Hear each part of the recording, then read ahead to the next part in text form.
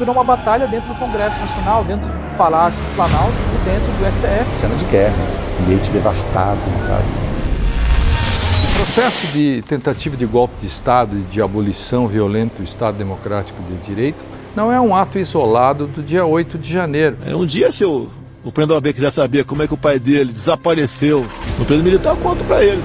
O julgamento que está acontecendo no Supremo Tribunal Federal, ele envolve uma série de réus, sendo considerado ele próprio, Jair Bolsonaro, como o grande arquiteto, o grande mandante da organização criminosa.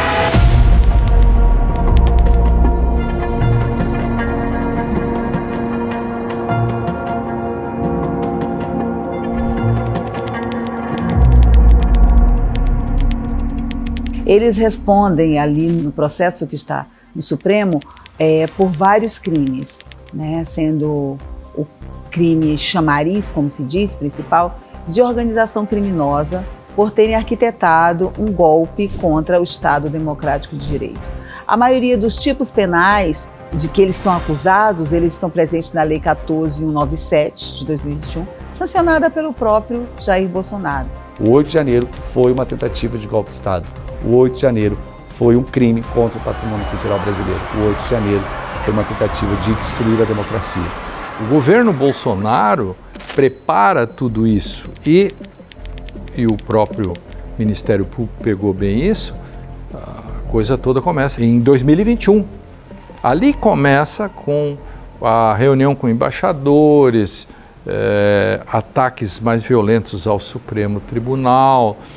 Ali é que está o ovo da serpente do golpe propriamente dito. E aí depois isto se desenvolve para 2022 e culmina o ponto central no dia 8 de janeiro. O presidente Jair Bolsonaro se reuniu hoje com embaixadores para questionar o sistema eleitoral brasileiro.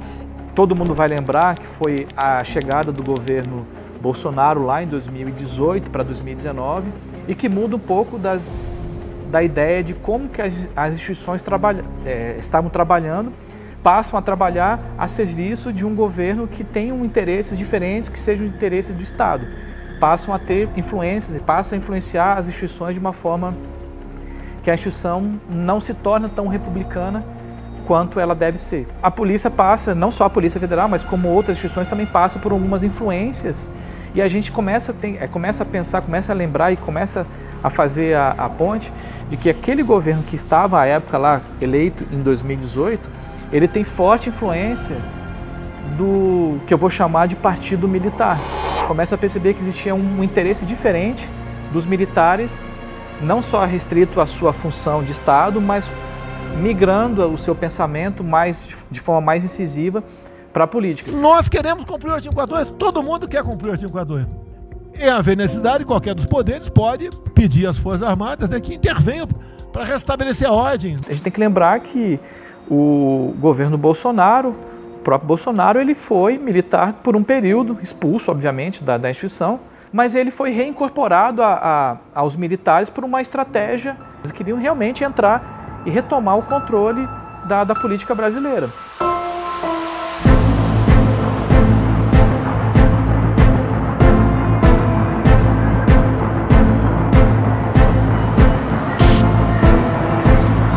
Então não é um crime do 8 de janeiro, como muitos possam pensar ou tentam se alardear. 8 de janeiro foi o ápice, né? Foi, digamos, a parte final dessa tentativa de golpe. Desde 2021, Jair Bolsonaro já apontava e dava diversos sinais de que ele não aceitaria o resultado da eleição caso saísse dela derrotado. Crime de tentativa de golpe e de abolição, enfim, é um crime de empreendimento. Isso significa que é um conjunto de ações e cada um cumpre uma espécie de papel. E eu percebia que existia algo nesse sentido e comecei a verificar dentro da instituição esses movimentos. A partir de um certo período, um certo momento, com a vitória do presidente Lula, houve uma radicalização, houve um movimento exacerbado para que aquele resultado não fosse o resultado que as urnas, né, dissessem, ou seja, que o voto popular fosse desqualificado. Começa tudo com fake news e as fake news fazem com que isto se estenda no tempo. Então começa logo depois das eleições um movimento de, entre aspas, espontâneo dos caminhoneiros querendo bloquear as estradas, que a gente sabe que não foi espontâneo, houve interesse, houve uma movimentação, houve uma ordem expressa para aquilo acontecer.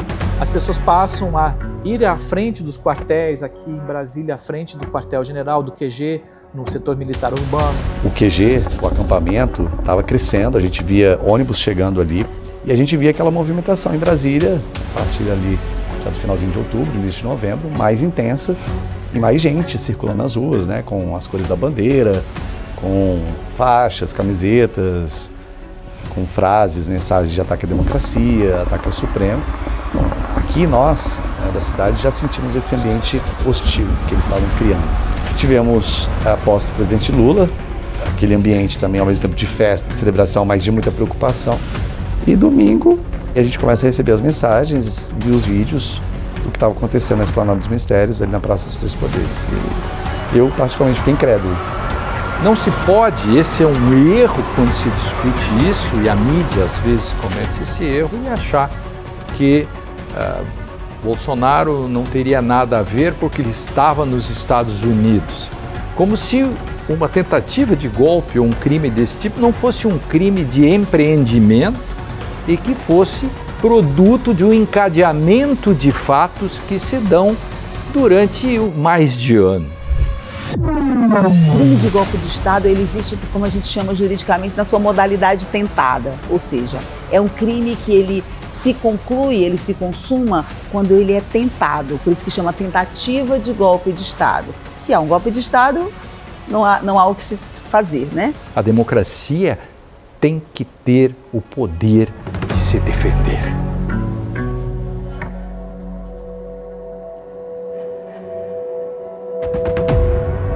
Além da democracia ter resistido, nós conseguimos tecnicamente, institucionalmente, dar respostas imediatas para a recuperação dos espaços, para a recuperação das obras, das peças que eram possíveis ser restauradas, dos próprios palácios, né? A gente está falando do conjunto tombado, do conjunto arquitetônico ali da Praça dos Três Poderes, que está inscrito nesse patrimônio cultural que não é só nacional, ele também é mundial.